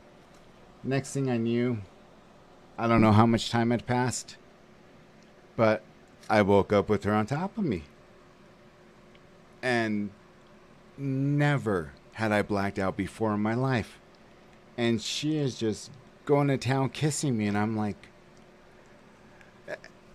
how the hell did I end up here? And I look over and my friend Christina and her friends and everybody's in the kitchen. And it's just me and her on the couch with her straddling me. And I'm like, out of all the times I blacked out, which is 0, this is the one time I black out. How the hell did I end up from the floor?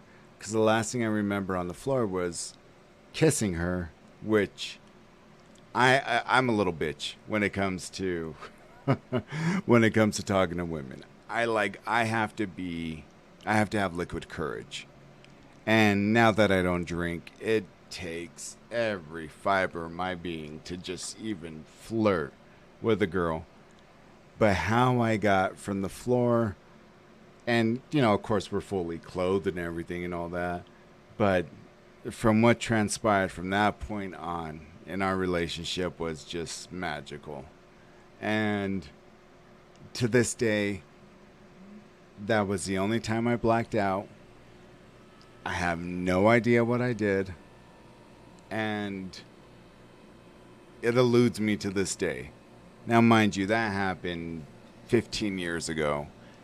And shortly after that, like I said, I quit drinking, and I never, ever knew what the hell happened to put me in that position. And, I don't suggest saying, not all blackouts are bad, but it did scare me when I later on thought about it. I'm like, well, what the hell caused me to black out? Because I wasn't drinking hard alcohol. I wasn't drugged. I knew that for a fact. I wasn't any of the above. I just blacked out, and I wasn't drinking heavily.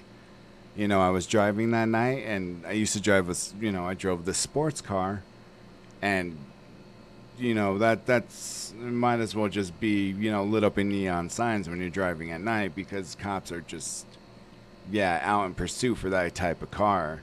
Any of those sports cars that, I have no idea what the hell happened. Now, I'm not saying I sympathize with somebody who blacks out and does something stupid, but I remember thinking to myself, like, I had about maybe 20 minutes to half an hour of my life taken away that I will never get back. What the hell happened? And even though mine turned out to be amazingly great, it was still kind of scary. Long story short, her and I moved in together, and, things pursued, and it just, it wasn't meant to be. But just the fact of the matter is that when you have a portion of your life taken away, it is scary beyond belief, whether or not it's good or bad. So I don't know what caused it, but it freaked the living shit out of me. There's a book by Dr. Donal F. Sweeney called The Alcoholic Blackout, Walking, Talking, Unconscious, and Lethal, where the author discusses what he believes happens when someone blacks out from alcohol. From what I remember while reading this book, excessive alcohol consumption may temporarily impair the frontal lobe part of the brain, which is responsible for filtering impulses. Will you put that lampshade on your head and take off all your clothes in the bar? Will you murder someone because you don't like the shoes they're wearing? While I'm sure the science isn't as straightforward as that, my understanding is that these type of thoughts are at least partially filtered from action by this part of the brain. So when the frontal lobe isn't functioning as it should, dangerous judgment has high potential. I believe the author of the book also stated that during an alcoholic blackout, memory cells are often not created, therefore, remembering events that occurred before really may not be possible. It's a good book and good perspective on things, but I still feel as though it needs more professional scrutiny. There are several real-life case examples in the book of some extremely horrific crimes that were committed by people with no violent background, all committed during an alcoholic blackout. And I'll be honest, they do seem eerily reminiscent of this case, initially. The book went so well that Dr. Sweeney began to receive hundreds of emails from people who had terribly frightening blackout experiences while under the influence of alcohol. From them, he compiled another book he called Cries from the Abyss. If you suffer from alcoholic blackouts, you should consider getting these books on Amazon Kindle. They're cheap and a very interesting read. I tried to reach out to Dr. Sweeney, but I'm sad to say that it appears he passed away in 2018. I'll include links to his 2 blackout books in the description down below. Rest in peace. Rest in peace, Dr. Sweeney. While I'll never accept that mental illness or drugs of any kind should fully negate fault for intentionally causing harm to someone else, I do recognize that people can step outside themselves due to certain types of substance impairment. But ultimately, you decided to consume that substance that led you to do what you did. And once you gain control of yourself, you must accept responsibility for your actions no matter what they were at the time of your impairment. Personally, at this point, I don't feel as though Fidel Lopez was blacked out at all. I feel like he's choosing not to remember certain things because they make him look bad. He can remember all the good things he thinks he did that night, but none of the bad shit. Not when you're cleaning yourself off because, I hate blood, so I'm going to clean myself off so, before I go have the cigarette outside. That is, that's just a sick fuck. And more importantly, I don't see any remorse. Not a single ounce. I don't know about you, but if I did something like this to my loved one while I was blacked out, I'd kill myself immediately. No questions asked. When we do an investigation like this, we're talking to neighbors, we're knocking on. You live in an apartment complex, okay? Your neighbors are right there. The walls are thin. Okay?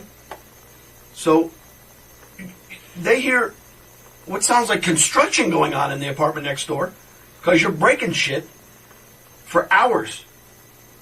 And they hear a male voice screaming for hours. But they don't hear any female voice.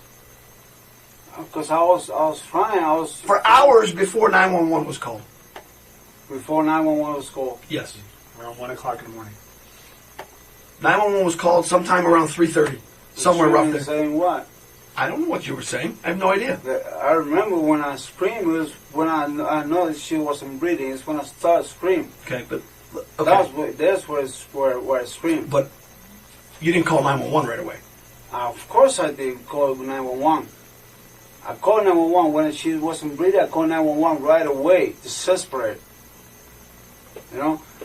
2 hours prior to you call 911, you were yelling and screaming and breaking things in the house. A breaking thing that's right. true. And you're yelling and screaming, but yet there's no female voice yelling and screaming. Do you understand what we're trying to say? Maria wasn't yelling and screaming because Maria couldn't scream. Because either A, she was passed out, or she was dead already. No, she wasn't dead, man. She was like this when I called 911. So for 2 hours, roughly 2.5 hours, what were you doing besides breaking up your apartment? I think you were breaking up the apartment because you realized that for 2.5 hours she was dead. And you panicked. Panicked when you realized it, started breaking shit, not knowing what to do. You took it too far. Took it too far. Okay? This is what I think. And then eventually you called 911. Something made you so angry that this happened. Okay? Ripping out your girlfriend's insides physically and then being on the floor in the closet is not rough sex. We've gotten past that part. Okay? What caused you to become so violent? Alcohol. And what? And what? Not just the alcohol. You don't go from a penis to a beer bottle to your whole fist and up to your elbow. That just doesn't happen. Without some type of reason. Exactly. And that happened because you got so angry. Okay? And that's what we want you to explain to us. Paint the picture for us of what happened so you look like a human being that just... Oh, you're past that. Snapped. Okay? Instead of some sadistic monster who said, you know what? Fuck this bitch, I'm just going to rip her guts out. I don't think you're that person. Either does he. But you have to explain to us so we can explain to other people. Listen, he didn't mean to do this. He really didn't. They got into an argument, they got into a fight, and you know, with the alcohol, one thing happened, you know, but you have to explain that to us. Okay, the crime scene, they shake she had something with the tequila caused something to her too. Oh my God. The tequila? Well, it caused her to be intoxicated. Absolutely. Intoxicated and something to, because she wasn't breathing. She wasn't breathing. I understand that. She wasn't breathing because she was bleeding. She bled out. Because of what was ripped out from her insides. That's why she wasn't breathing. It takes more of a man to admit when he's wrong than it takes a man to cry. He's not going to cry. Be that man. Be that person. Because that's who you are. Sorry about this. She was telling me she going to Peru. She needed to go to Peru because she was missing her mother. And, you know, and I'm not going to be able to use the car to go to work. And You just did not say that. Just start screaming at me. Wow. And all that. I get pissed, I start punching the shit. I really don't remember when I punched the shit. You just tell me. I know I get pissed because of that. Then after that, I don't know how we end them up in the cross or whatever. I know we made peace. But when we were doing making love, she told me something that I really don't. It just she changed. Here it is. Out of this whole thing, here it is. So pay close attention. We made peace, but when we were doing making love, she told me something that I really don't. It just she changed my name. She called me the other fucking name of the other guy. There it is. And then she said it twice. And she was wrong. She was confusing me with him. Guess who him is? I didn't want to kill her. I know I killed her. That's whatever I did with her was the reason. But she was asking me about the bottle. And she was asking me about the hand too. Look at the transition. And maybe things go a little bit farther because, you know, once she's confusing me with the other one and she told me to do stuff with her that I've never done before, I think that she might think that's the other stuff that she does with the other one before. Things go out of hands. I know, you know, never mean to kill her. Did at any point she tell you it hurts, stop? Never. That's one of the stuff that never. But, okay. If she was telling me that I was screaming or something, somebody would hear it. So was she passed out? No, she wasn't passed out. She was calling me the other dude's name. Where was that at? Was that in the closet? In the closet. This is where we start, over there. Okay. Explain to us, tell us what happened. Then, we were fucking and she was telling me the other dude's name. What name was she calling you? Norbert. Norbert? Is that her ex-husband? Yeah. Okay. So, you know. So what did you do at that point? At that point, I get mad. I get really, really mad. You know, and it makes me feel bad, very bad. I mean, like. Make you feel like you were not adequate enough? Like you couldn't satisfy her? I'm asking you. No, that I'm always satisfied. She was okay with me, but I don't know just what happened with her. She gets so drunk. I don't know why she was confusing me and telling me Robert and besides Fidel. I was drunk, very, very drunk. I know you're frustrated. You're drunk. You're frustrated. You're upset. I didn't mean you're to angry. kill her, man. I really don't mean to kill her. We man. understand it. She's my love, man. We understand that. But she pissed you off because she called you another man's name. I can tell you right now, if I'm having sex with my wife and she calls out another man's name, I'm going to get pissed off. Okay? It's human nature, dude. Don't. This is not human, man. I just took her life. I don't mean to, but I did it. Because you got enraged. Because I was drunk. If I was sober, maybe I understand. Maybe I just left the apartment. But I was drunk. Fidel Lopez basically just admitted that he pulled out his girlfriend's insides through her private parts because she accidentally called him her ex-husband's name. It made him angry because he thought the stuff they were doing was stuff that Maria and her ex used to do. At some point, Fidel also admits that Maria didn't walk to the bathroom. She crawled. In my opinion, this is one of the worst cases of jealousy that I've ever heard. Fidel continues to blame what he did on alcohol and states that if he was sober, he might have just left the apartment. But he didn't. And the whole blackout theory has now flown out the window due to his admissions. The detectives ask Fidel why he lied at the start of the interview. He says because he was scared. They've also asked him several cognitive questions like what he was wearing throughout the interrogation. I would imagine this is for the purpose of countering his can't remember answers later on during his trial. For the record, he seems to answer these questions correctly with no problem. It's only questions of any wrongdoing where he forgets. As you'll see in the next clip, Fidel Lopez is only concerned with himself. If you'd like to watch the full unedited version of Fidel's released interrogation video, I'll upload the full thing to the channel later. Feel free to watch it yourself. If I'm having sex with my wife and she calls out another man's name, I'm going to get pissed off. Okay? It's human nature, dude. Don't.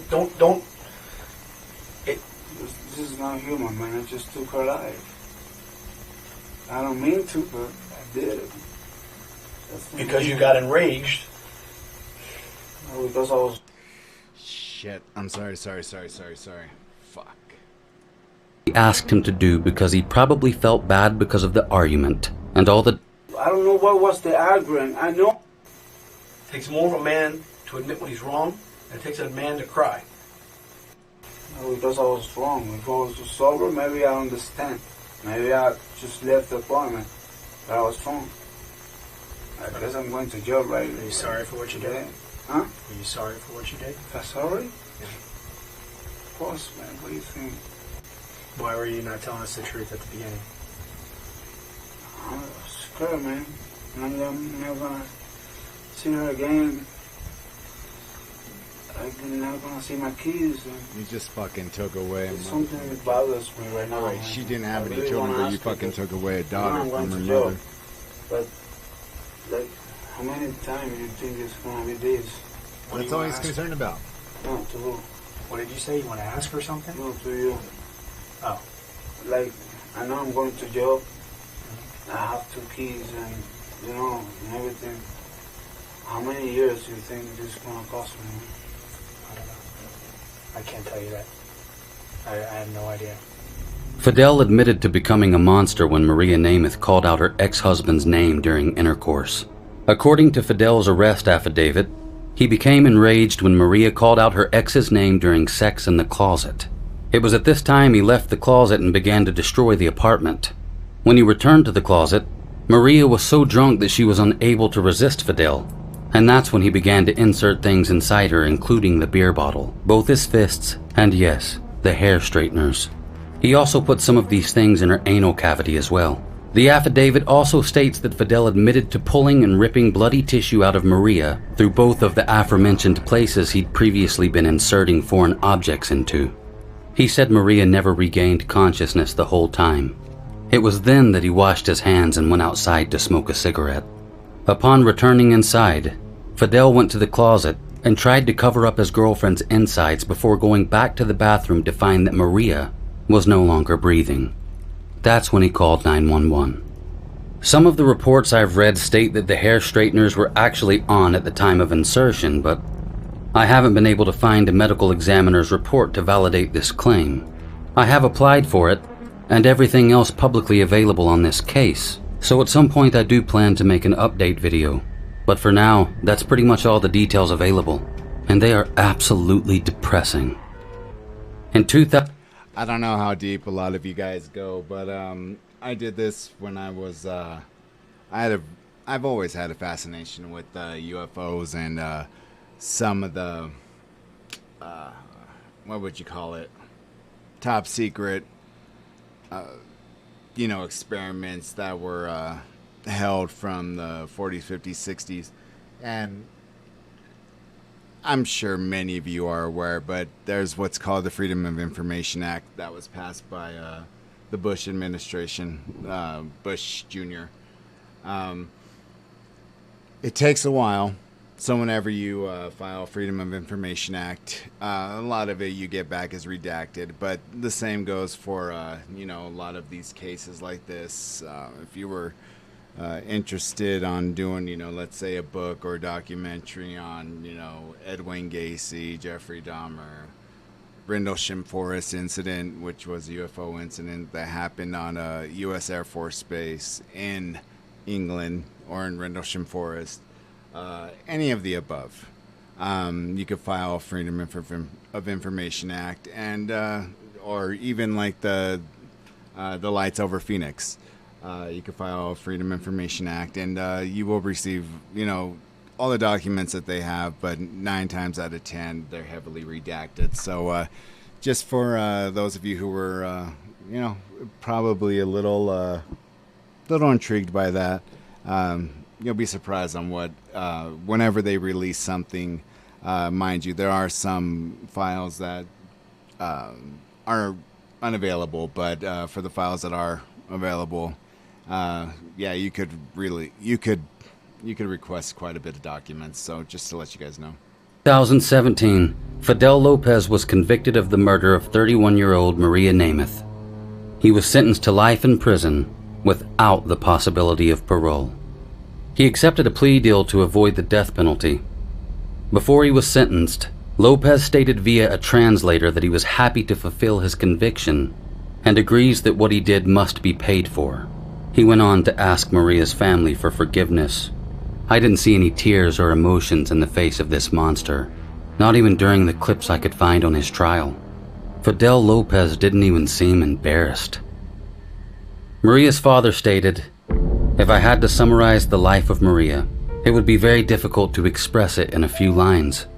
I just want to tell you all that she was and will continue to be a model of affection, effort, perseverance, and love of humanity."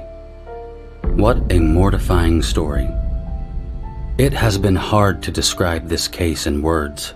Even now my thoughts evade me, and even though I've done so much research on this case, I still don't feel desensitized to the details. I just can't imagine what poor Maria Nemeth must have gone through. And I'm sure Fidel Lopez isn't telling us everything. I'm positive of that. I did reach out to him for a statement, but I haven't heard anything back. In my research, I did manage to find that in and around 2014, he was arrested for drunken disorderly conduct. I'd be very interested to find out the details of that, but I hit nothing but dead ends in every direction. I found other reports online about Fidel being a bit of a nuisance in terms of playing loud music a lot and parking wherever he wanted, but ultimately, there's very little information publicly available on him. Until I get the requested case files, I'm stuck at a red light. This is such a sad and horrific case that I don't really know what to say here. A stunning woman lost her life because of a monster's jealousy. This evil man tortured her to death 1 week after they moved in together. Fidel's mom states that he was a sweet boy, but I don't know. I'd love to know what his ex-girlfriends have to say about him. I sense the evil and sadistic temper of a psychopath without remorse. In my opinion, Fidel Lopez is a small individual with fragile feelings, and I wish he was burning in hell right now. I know a few of you don't like it when I take verbal swings at these real-life villains. You want me to show maturity, compassion, understanding, but there's no way in hell I'll concede that honor to people like Fidel Lopez. As far as the case of Fidel Lopez goes, this wasn't a momentary crime of reflex or relapse in judgment. This is not the kind of action that can be fixed. This was a 2-hour-long nightmare in which an innocent victim was literally turned inside out by the person she loved and trusted the most. If you want to show mercy to Fidel Lopez's mental state at the time of the crime, be my guest. But I won't. Hey, some cases that involve murder just may be able to be rectified in a correctional facility with time and therapy. I'm sure those cases exist, but this is not one of them. And I don't play by the rules of Batman. This is an update to the Fidel Lopez case by Mr. Black at The Disturbing Truth. Warning, this will be rough. So, some people still believe Fidel Lopez, and they think he's telling the truth about Maria Nemeth, that her death was the result of rough sex. Let me be the first to tell you that that's clean mental and you're barking mad. Oh, and that's just based on the evidence out there. And I'm about to give you more. After I uploaded the video, I was surprised at how many people sympathized with Fidel. I mean, it was nowhere near a majority or anything, but a little tiny handful. Enough to be a little concerning. Some people even thought he was telling the truth and that suction from his fist caused Maria's insides to come out of her. So I went out and did 2 things. First, since I couldn't find it online, I obtained a copy of Maria Nemeth's full medical report. Then I consulted with a friend of mine who happens to be a doctor capable of reviewing that report with me. Let me start by saying that Maria had injuries all over her body, including a heavy blow to the back of the head and defensive wounds on her body. In Maria's southern regions, her 2 cavity entryways were so badly damaged that they couldn't be distinguished from one another. She was quite literally split between them, and that was just at the entrance and shortly past that. Inside, she had injuries that could only be made if Fidel used his fist and violently punched her in there with severe force repeatedly. This was not rough, playful fun, and it certainly wouldn't feel that way. The pain she would have been in would have been unbearable for anyone. And that's coming from a doctor. Also, Fidel pulled out several pieces from her body. One of those pieces was 13 feet long, And that was just one of the parts he pulled out. There were multiple pieces. This was not caused by suction. And this crime Fidel committed was not during a blackout. Notice in his testimony that he only doesn't remember things that make him look bad.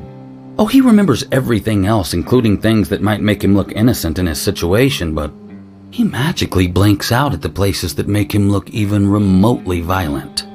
That's real magical, especially considering he doesn't remember anything that he did. And to answer another question someone had, no. According to the medical report, Maria was not pregnant. But there's something about this case we need to talk about. Fidel also mentions that Maria wanted him to stick things in her that night and that she'd never asked him to do that before. He also stated that he had never done that stuff with anyone else before either. Well, I had the chance to speak to Fidel Lopez's ex-girlfriend from high school. She wants to be kept anonymous, but she did provide me with a photo of her and him from back in the day. Looks like they were in high school. And I couldn't find that photo anywhere else online, so I got a feeling she's telling the truth. We'll call her Allison. Allison claims it didn't take much to make Fidel angry. She dated him for a year after he relocated to Florida from Cuba. Allison stated that Fidel was a highly jealous and controlling individual. He told her she wasn't allowed to wear leggings, and if a male friend of hers attempted to greet her in the hallway at school, Fidel would try and fight them at the drop of a dime. Allison said his mom was a nice, sweet, religious lady. Her and Fidel's father both worked nights at Walmart. They lived near the Everglades at the time. Fidel Lopez also has a fraternal twin, a brother. I'm not going to name his name. But strangely enough, Allison also stated that Fidel tried multiple times to stick objects in her, including a candle. She said he was her first, and this made her feel very uncomfortable. Ultimately, she just put it down to some kind of kink and went along with it, never thought much else about it. But nevertheless, I find it kind of odd, especially considering Fidel had never done anything like that before the night he claims Maria asked him to put stuff in her. Fidel reached out to Allison a few times via social media. The last time he did so was a week before he killed Maria, and he wanted to know when he'd see Allison again. She declined his offer. A short while later, his mugshot came up on her timeline. It quite literally could have been Allison if she'd chosen to meet with Fidel. Allison concluded that during the time she dated him, Fidel kind of seemed like a decent guy with a very bad temper. She did say one thing about Fidel that was odd. The last time Allison spoke to him, he had a lot of satanic pictures and writing on his Facebook page, including what she thought was Hebrew. According to her, Allison never believed in the devil until Fidel killed Maria. Now she thinks the devil is what took him over that night. But as for me, I don't blame anyone other than Fidel. He said he was mad about Maria mentioning another man's name, but at the same time, he was going behind her back to talk to his ex-girlfriend about meeting up. If you're still fooled by the lies of Fidel Lopez, there isn't much I or anyone else can do for you. He's a monster. He's where he belongs, and he's never leaving. Now, I think we've pretty much summed that up for the second time. Rest in peace, Maria Nemeth, a 31-year-old beautiful woman who never got to be a mother because her life was brutally cut short by a monster's jealousy.